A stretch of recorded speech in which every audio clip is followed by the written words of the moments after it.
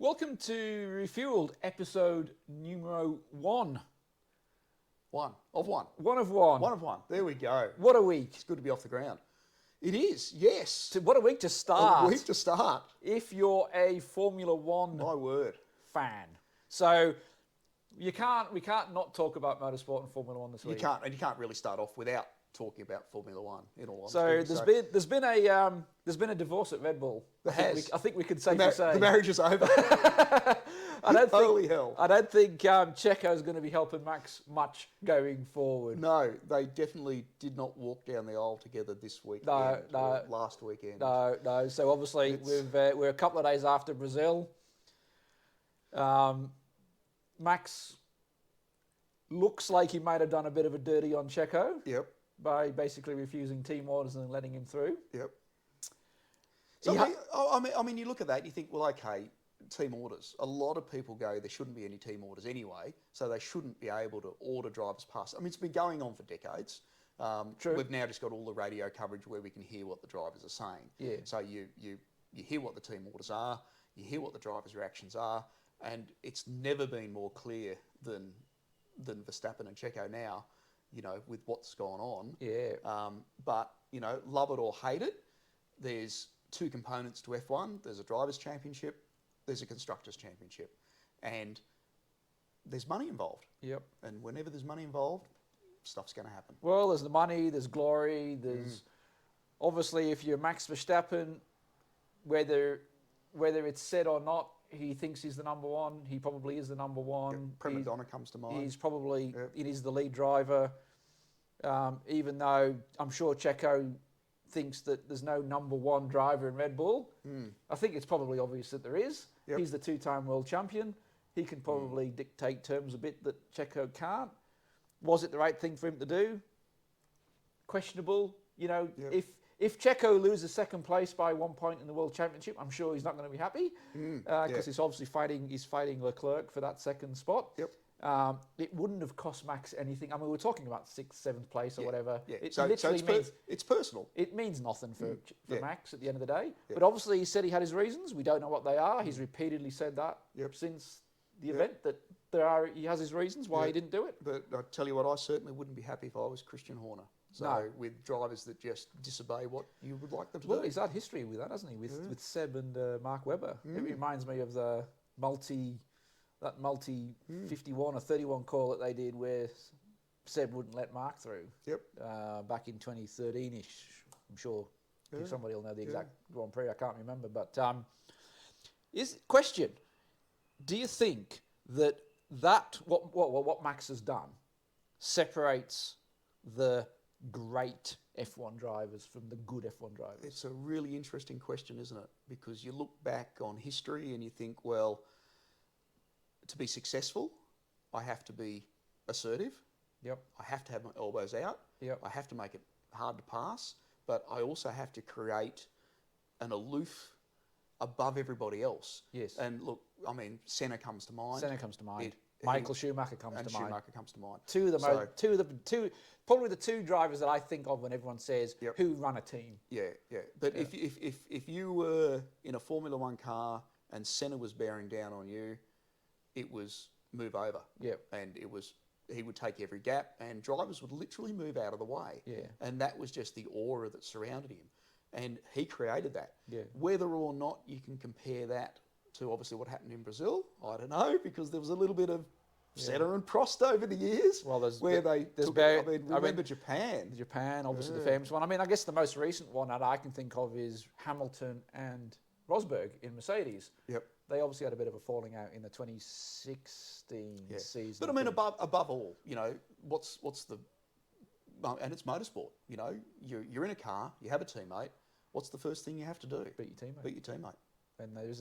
And and you don't want to show any weakness, do you? Absolutely and maybe not. in Max's head, somewhere, whether it's a conscious thought or not, it's I don't want to show any weakness. Yep, it's I have to be the best driver. Yeah. And I said, I think we were talking about it. We were listening to Damon Hill on one of the F1 podcasts, and he said it was a me situation. That's come from a world champion, and that's come from a world champion. It's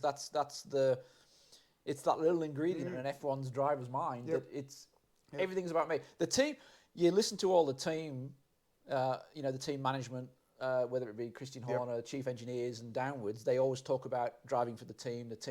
That's their job, rightly. But the driver is a unique component within a team, I feel. Yep. Everyone else is, to a certain degree, expendable. They're obviously part of the team, etc. But the driver is very much a unique element of the team insofar as, yes, he's part of the team, but he's also this solo individual that's striving to be the world champion. Yeah, absolutely. Do you think they just don't talk about it because they know it obviously rubs people up the wrong way? Because once they're starting to say, well, it is all about me. And I remember an interview with Alan Jones, great Australian F1 driver. 1980 world champion. World champion. Yeah. He will tell you it's about getting out there and winning. It's about beating your teammate. It's about beating everybody else until there is no point anymore. Yeah. Like, you win at all costs to beat everybody else. That's what you're paid to do. There's probably been, and this is probably more in a shift of general society, I guess, but I think the driver is different today than what they were in the 70s, 80s. In the 70s and 80s, yeah, absolutely. The drivers are much different, I feel. They're much more corporate. Yeah. The money's bigger. They're representing huge, hundreds of millions of dollars at stake with, manufacturers, etc. And the driver has become a corporate arm, or an arm of the corporation. Absolutely. So it comes with a lot of responsibility. They've got to be squeaky clean and all that. Gone are the days of going out on the whiskies and the girls and the dirty antics and all that. So I feel there's been a definite shift. So you probably don't see that driver inter-team argument so much on display anymore, because it's not a good look for the manufacturer at the end of the day. And I guess what we've seen since Brazil is we've seen the Red Bull team rally around Max, which Yep. they've come out and basically defended him at the end of the day. So there we go. So we'll see. We'll see what happens. We'll see what happens in Abu Dhabi. We'll see if Max comes to the aid if needed for Checo. See if Checo crashes into him at the first corner. Well, wouldn't that be interesting? It would be so nice. We'll see. I was going to say, we'll see if he's a driver next year for Red Bull. Speaking about crashing, Daniel Ricciardo's last race for McLaren coming up. And for the audience, who's your team? Yeah, I'm a McLaren fan. He's a McLaren fan. Yes. Obviously, you're an Australian. Yes, I know. Daniel Ricciardo's an Australian. Yes, I know. What a Daniel shame. Ricciardo moved to McLaren 2 years ago. Yeah. It was labelled at the time one of the best driver pairings on the grid. Yeah, Ricciardo and Norris. And Norris, yeah. I think you had a young gun. You had a bit of experience in there. Multi-race winner. A lot of experience. A lot of multi-race winner. And such a lovely guy. You know, popular. I mean, all Australians are nice. Obviously. But it hasn't worked out. And it hasn't worked out, no. And look, that's probably a little bit of new car, changes in car. It's really been built around Norris from what I see. And Norris has grabbed it, being the young guy. It's probably like driving a PlayStation at the moment. So they tell. So there is that theory, isn't there, that driving an F1 car has become so digital that the seat of the pants. And I'm not saying that these guys can't drive, because clearly they can. Absolutely, they are unbelievable. Yep. But has that seat of the pants feeling that was maybe more so in the olden days? When I say olden days, it's really prior to the current reg change. Yeah. Has that seat of the pants driving slightly been lost? Well, and now it is more PlayStation. Yeah, so correct. Norris is quite well known, I think, for being on the for doing the simulator on the PlayStation or whatever he uses on etc. Yep. And I just wonder whether that hasn't quite suited Dan. He was famous for the late breaker. Yep.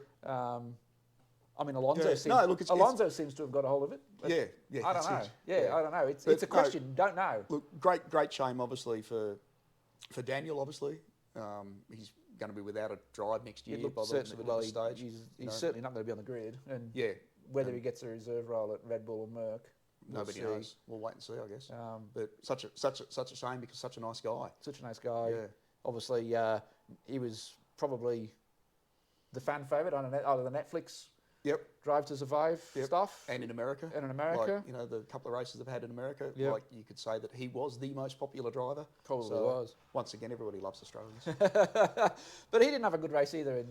No. Well, McLaren didn't have a good race. McLaren didn't have a good race. They both of them had a bit of a whoopsie-daisy, crashing into a couple of people. Yeah. Norris one might have been a bit harsh, I felt. It could have been a bit of a racing incident, but Dan unfortunately definitely tagged. Yeah, no. K-Mag, which was a bit of a shame. It was a bit ordinary. Yeah. But anyway, one race to go. We'll we'll see see what happens. So, Merck's back, though, by the looks of it. Showing some power. Showing some... But not the one we expected. Although, obviously Hamilton did okay, but George was the... George did well. George was the one that you crossed the line first for his first win. Yeah, that's it. And look, I don't think that's... I mean, Hamilton had a couple of problems during the race, I guess, as well. Well, his old foe from last year. Who else would it have been? Hey? Problems during the race. I wasn't going to say any more. But yeah, would Hamilton have beaten him? Up front, would Hamilton have let him pass as well at the end of it? I don't know. I think I think the safety car almost negated all that anyway. Yeah, but good on George. He's finally done. But look, another interesting thing, obviously, about George is don't just look at it from one race. He's beat Lewis Hamilton all year. He's beat Lewis Hamilton over the season. I think he's pretty much unbeatable for the inter-team. Yeah. For the inter-team rivalry. So you say, well, that's not bad. George. I mean, to come in there, 7-time world champion. Mercedes has been built around Lewis Hamilton. Absolutely, no doubt about it. He's been there for. He's stepped in, and you work that into obviously. Say the McLaren formula, where really the team set up around Norris to start with, and Ricciardo didn't certainly step in and blow everybody away. No. But George has stepped in and beaten Lewis. And look, did Lewis have a bit of an off year? Was his heart and soul really in it after obviously last year? Don't know. There might have been a bit of that in it as well. Yeah, there's probably a bit of that. There was the car changes certainly didn't go Mercedes' way. If what we hear is true, Hamilton was the guinea pig. Yep. I think he was trying to figure out stuff in the early part of the season, and George was more, let's just keep consistent. Yep. Whereas Hamilton was trying all sorts of different things, I think, to try and figure out what was wrong with the car, and obviously a lot of that didn't work for him. Yep. But nevertheless... And admittedly, that's what a championship does, or a champion does. But nevertheless... It really does. He's come in and, not only has he consistently outperformed, he is actually the guy that won Merck's first race of the season. So interesting. So off to Abu Dhabi next, and that will certainly be interesting from a Red Bull perspective, from a Mercedes perspective. Yep. Maybe a McLaren perspective as well. I don't know. Touch wood, fingers crossed. We're saying goodbye to a couple of drivers. We are, yeah. Obviously, Seb's last race, yep, which is a shame. I was going to say, a shame.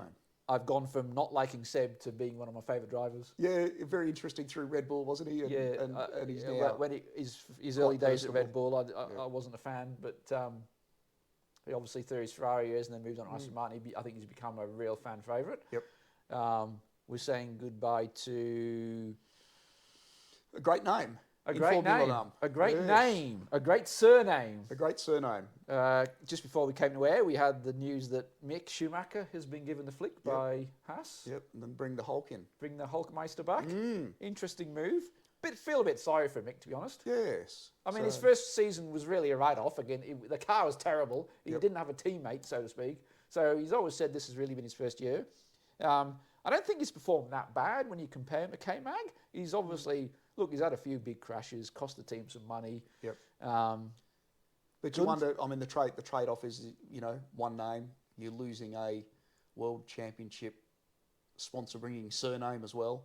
So possibly. I mean, I don't know how much backing, following, what he brings to the team because of his name. We don't know. Yeah. I mean, it's hard to believe that if your surname is Schumacher and you're the son of the legend, that doesn't have some kind of positive influence on the team in terms of just bringing more attention to the team. Just general passion, I think. You would think. Yeah. But, I think it's hard after one season to say, oh, well, you're gone. I mean, it's harsh. Obviously...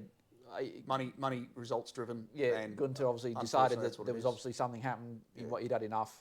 Brings in the Hulk. He's obviously looking for someone who's a bit more reliable. Yep. Whether that's the right thing or not, we'll see. Yeah. We'll see if he comes back. Yeah. So on an Australian front, we're coming up to the last race. It's last race of seasons everywhere at this time of year, isn't it? It is. So last race of the V8 supercars in Australia. And V8 that's supercars. back at historic Adelaide. I'll call it historic. Is it that old? I don't know. It is. So Like- for the non-Australian audience here, V8 Supercars is in Australia is our premier touring car race category. And it's one of the biggest ones in the world. Bathurst is probably the most famous race. Yep. Adelaide was obviously, it was the ex-Grand Prix track. Yes. Where Nigel Mansell famously blew a tyre and it cost him the World Championship back in the 80s. But I hear we have a new fan ambassador. We do. It's been called. Yes, we do. So an ambassador, but an ambassador for the fans, I guess. Unusual. A fan ambassador. A fan ambassador. Only an Australian could think of that. Only an Australian could probably think of that. Yeah. There you go. So who is it? Who is this fan ambassador and what is he going to do? So we've got our great Scotty McLaughlin back. McLaughlin. Scotty was a 3 times V8 Supercar Championship here. So he basically stepped up. I mean, he's a Kiwi. I mean, you can't, give him too much credit. Well, I mean, I guess you can. He's come in here and beat all us. He's come in here and beat everybody. He's coming to beat everybody. So 4 seasons in supercars and 3 championships, and he's just led the pack. Everybody loves him. He's a lovely guy. Well, unless you're a Holden supporter. Unless you're a Holden supporter. But they might love him now.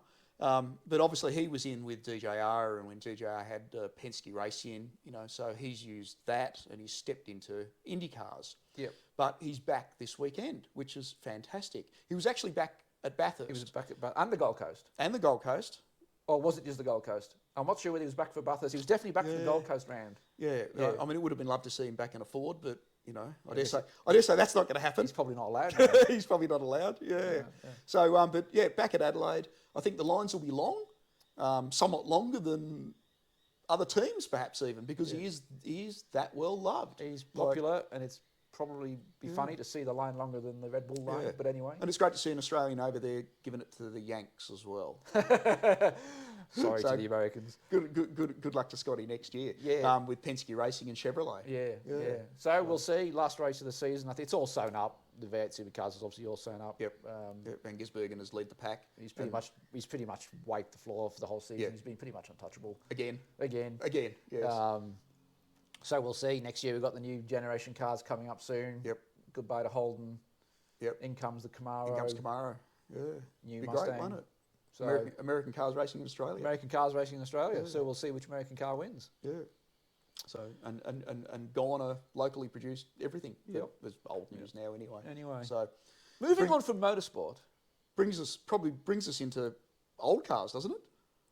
Classic cars. You always want to talk about classic cars. I do, mate. Yeah, I do. So we like to update with a little bit of news. So classic car news. Here's your news. The news of the week.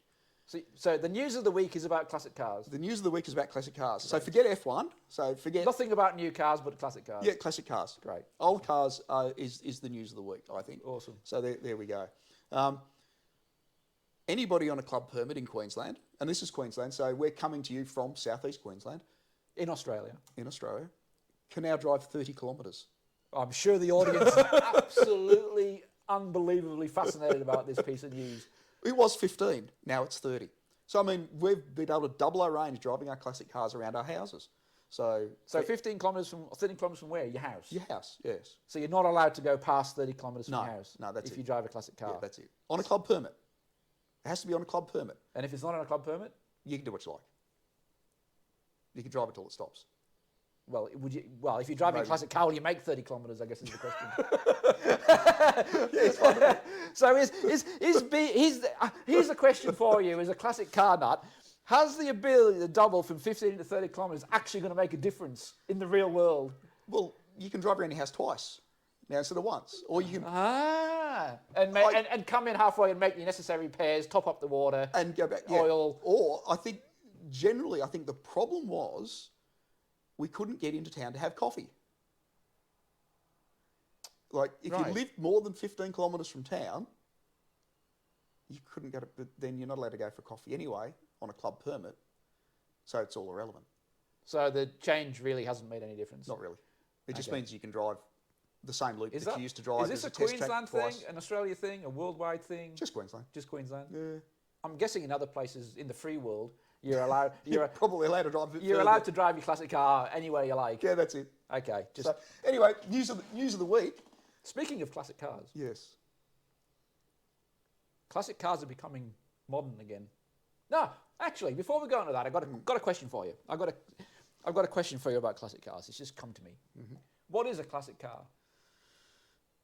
It's an old car. Everybody knows that. Is it old?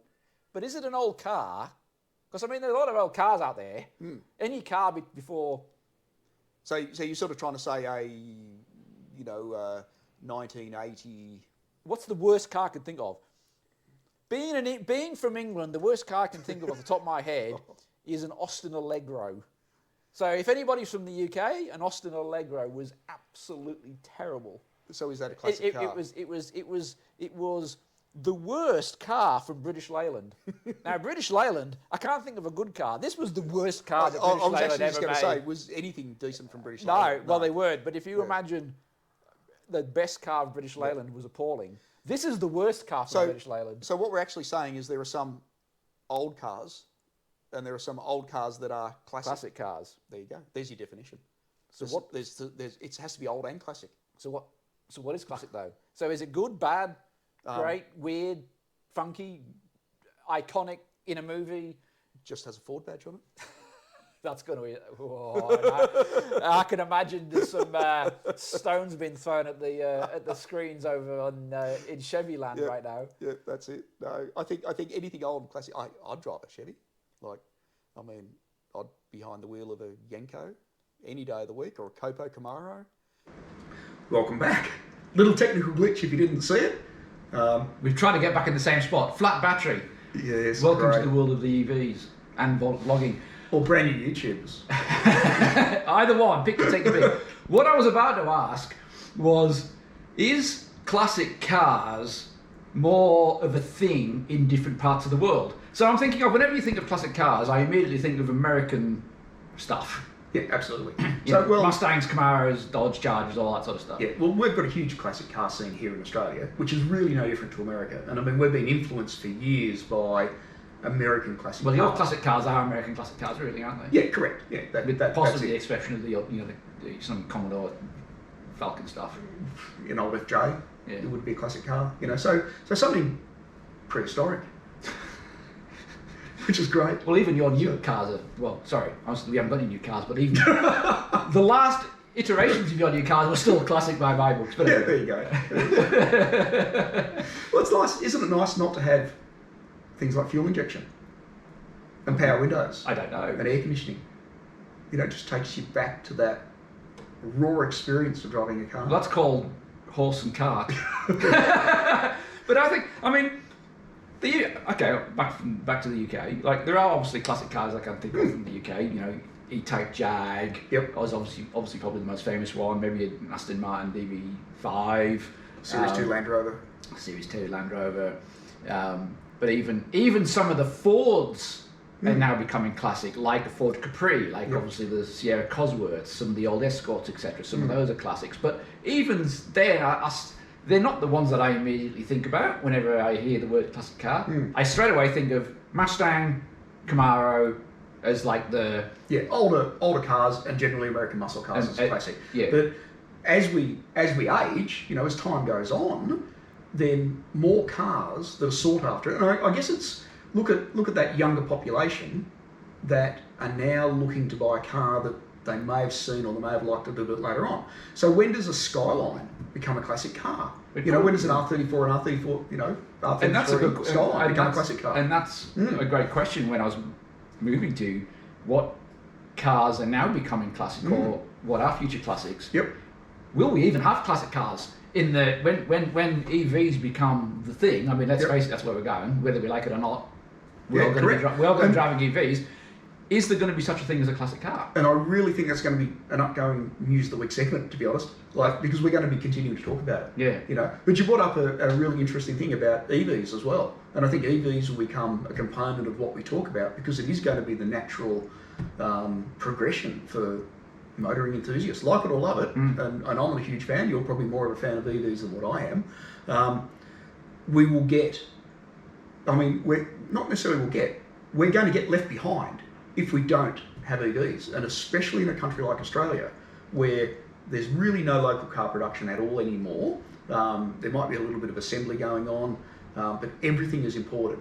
Now, what happens when Ford, Chevy, and they probably won't, but you know, they're not going to go solely electric next year, but you know, take a company like Volvo, well, they're electric only. Yep. You know, take a lot of those European cars and Chinese car manufacturers that go electric only vehicles. What are we going to get here in Australia? Like, when we don't have a network to support electric vehicles, we don't have enough chargers, we don't have enough, you know, raw power to charge all those electric vehicles every day if everybody had to drive one. We're just not going to get the supply. No. So we're still going to be driving petrol cars for years to come. It's a problem. The fact that we have no domestic manufacturers, but our geography makes it a huge problem. We have densely populated cities that are, you know, 1,000+ kilometres away from each other, and not a lot in between. So if you wanted to go on a road trip from even one of the more, let's call them densely populated areas, Sydney to Brisbane, okay, that's probably the most well-established, densely populated city pairing in terms of what's in between. That's it, yeah. But even then, you can go hours without really coming across any major town cities. Are they going to start chucking in loads of EV power stations? Recharging stations, sorry, for the odd person that's going to drive by here and there? That's it. Well, I guess look at taking a week's holiday, and you want to do a driving holiday to Sydney and back.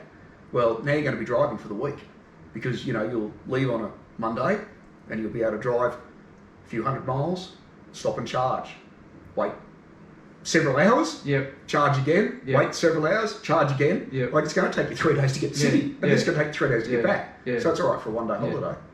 I guess we'll see. I think the one company that may overcome that is probably Tesla, just because of their charging technology and their infrastructure. Charging infrastructure is by far and away the best. So, and I think there is a few more obviously coming, but it'll be interesting. But talking about classic cars and EV, VW, and one of their probably most famous classic cars was the Combi van, which has now been redone or re-released as an EV called the Buzz. And I think that's where we're going to see things coming along. Like, and this is not something that car manufacturers haven't done before. Like, Ford reintroduced the Thunderbird, Ford reintroduced the Mustang. You know, all those major car companies have sort of introduced a retro car, and they've been really cool, maybe with the exception of a Chrysler VT Cruiser. But yeah, the Buzz. So the Buzz is coming out in Europe. We will get it here in Australia. We will. And there's different variants of it. I think there's a 5-seater, a 7-seater, and they said they're going to bring out a camper version of it as well. No, I think it's really going to be something that's going to be well received. They're going to have some decent range in it. Like, obviously you've got a big platform, which is nice. So you can load the bottom up with batteries and drive forever and wait and camp, and you can get your 200 miles and spend a week trip in Sydney. But I think it'll be really good. So some stats on it. Go for it. Go for it? Are you going to ask me? Yes. There you go. We're in it. Let's read the notes. So it's got 150 kilowatts. Yep. Which is not too shabby. What's that in horsepower? That's about what? 150 kilowatts. It's not that much. 300 newtons of torque, 150 kilowatts, 210, 220 horsepower. Probably something like that. And it is good for a claim range of 421 kilometres. So probably high 300s in real driving. You can always knock off 10%, I guess, for manufacturers' claims. So fantastic for driving around town. Fantastic for getting shopping. You know, fantastic maybe to go into the local camp spot, but not to the next town. But it's what I find interesting is that is it a way to make electric cars cool by combining obviously the fact that we're going electric, but then introducing this retro classic icon of a vehicle in the VW Combi, and melding them both together to come up with a cool EV based on a classic concept. Based on a classic concept. And you extend that. I mean, imagine a Beetle. Like, so imagine putting that in a rather Beetle. not. Yeah. Once again, classic vehicle. So I don't know where that would go. If you then started to say, well, okay, could you reimagine Ford doing it with a classic Mustang and putting petrol engines? Well, they have, yes. Well, they've tried to. Well, this year's SEMA had an electric Mustang there. Well, I was thinking of the The Marquee. Marquee. Yeah, correct. Yeah. So that's probably something we can actually have a chat about in later episodes. Yeah. Thoughts on the Marquee and what we actually do about EVs, whilst just stealing the name of a classic, car. Yeah. To keep it going. I think what VW have done well here is they've not only used the name, but they've actually come up with a cool design. And they come I up with think a cool design. I think it actually looks pretty cool. Yeah. I mean, I'm not a huge combi fan or anything like that. There's people who are well and truly into it. I'm not, but I think from what I've seen of it, it looks fairly cool, fairly funky, and I think it would bring a segment of the market into EVs that may not have necessarily, correct, come in unless they were, unless they've got no choice, sort of thing. Correct. So I think that's a good thing. Yeah, I think it's absolutely a good thing. Yeah. And as I said, I think it will continue. Yeah. So I think once manufacturers see what Volkswagen have actually done in this space, you'll start to see a few of those others. I'm trying to think of one.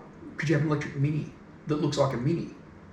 An actual Mini. An actual Mini. As opposed to a BMW Mini. Yeah. There's no longer Mini. Well, there's obviously those cool little city runarounds. There are some classic sports cars you could pick. Yep. And obviously there's some uber luxury Rolls-Royce. Obviously they're going electric. Yep. I mean, that's a perfect. Well, if you haven't seen the new Rolls-Royce, that obviously has just come out. The press release has come out for that new electric Rolls-Royce. Yeah, it is absolutely mind-blowing. Absolutely. So and it'll be stunning. So quiet, so refined, which of course is what Rolls-Royce is all about. That's it. So it's whether you can combine the driving experience of, say, if you wanted to pick an old classic car that was fun to drive, let's say an E-Type Jag, for example. Yep. Can you extract the feelings of driving that and then putting it in a battery vehicle? That's going to be it's always going to be the question, isn't that's always going to be the thing, isn't it? You can replicate the speed. You can or better it by a mile in EV world. And obviously the handling might be a little bit different, but I think they can still replicate the handling. It's going to be what's essential to a classic car, and we're back on classic cars off EVs there as well. Yeah. What's essential to a classic car is the noise part of the experience. And the fixing it. And the fixing it. And filling it up, petrol, and opening the bonnet, swearing and cursing and doing that sort of stuff. So I just don't think that can be replaced by an EV. So I think you'll come up with a whole new range of classic vehicles. I personally don't think petrol's going to go away. I think it'll be here. It'll be in limited qualities. They will still be, driving around in petrol-based cars, especially here in Australia. We won't get a choice. We'll see hybrid technology come in and, really adopt. But could you then see things like hydrogen power come in and hydrogen cars instead of electric cars where it's a little bit easier to manage? Possibly. But look, if manufacturers get going down the road of Volkswagen, and producing EVs like that, then I think people are still going to be able to drive cars. Because the other alternative is we'll drive, we're on public transport. Yeah. Final question on this classic car thing, because I've just got one. This just come to me. As we move into EVs, and the coolness associated with some of these older cars sort of goes. I think we've established that it's not going to be the same driving an EV compared to an old, V8, for example. Is the passion for cars going to die with it? Yeah. So we've grown up being car nuts, we've had our favourite cars, we've had our dream cars, posters, etc., etc. Do you think that's going to die off as everyone's effectively driving around in a toaster, whatever the case may be? Do people have Teslas on their wall? I don't know. Like compared to we had Lamborghini Countachs and all this sort of stuff, pictures on our wall. Are they?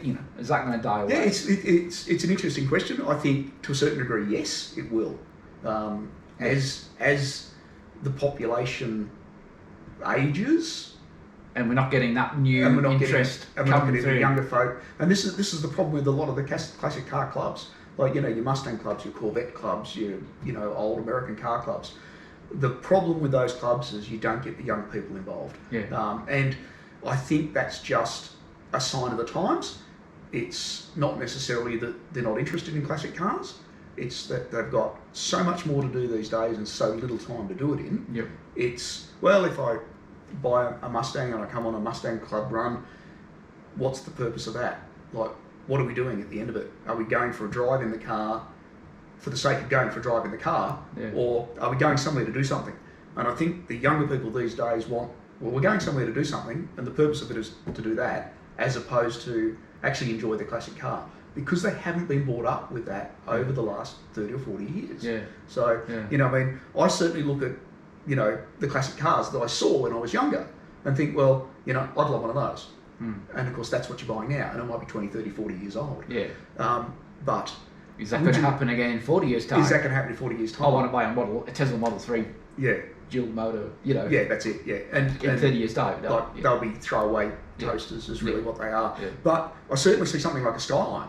You know, you take an R33, R34 Skyline, and you think, will that become a highly desirable car? I mean, they already are. Yeah, but when does that become a classic? To the point of saying, well, you know, I now want a concourse presented Skyline where everything is as per the factory. You know, so has it got to that level? Would that ever get to that level? And I mean, that's really what that classic car is. And that classic car scene is really alive, but the segment is going smaller, and it's getting smaller every year, and that's probably a shame. We'd really love to hear your feedback on this. So if you've got any thoughts about classic cars, the future of classic cars, what is a classic car, what's your favourite classic car, any of those sort of things, drop a comment. We'll be obviously looking out for those, and we'll love to get back to you, and love to hear what your thoughts are. Yeah. So like, subscribe, and we will talk to you again on the next episode. Can't wait. Thanks very much for joining us. See you soon.